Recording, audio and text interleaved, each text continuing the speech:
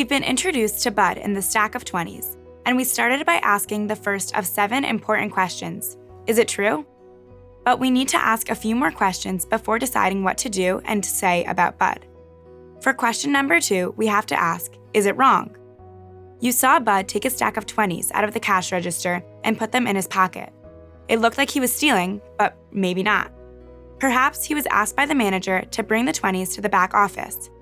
Maybe the ski shop owed Bud some money and he was justified in taking it.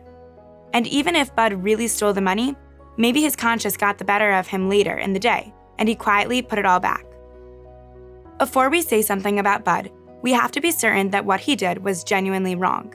If we aren't sure, the right approach is to judge Bud favorably and assume the best about him and the money. It is also worth noting that if your intent in speaking up about Bud's potential theft is to protect the ski shop from future loss, it would not be necessary to know clearly that what Bud did was wrong. It would be good enough to say, I might have seen Bud steal some money. However, this assumes that the rest of the 7 questions have been answered.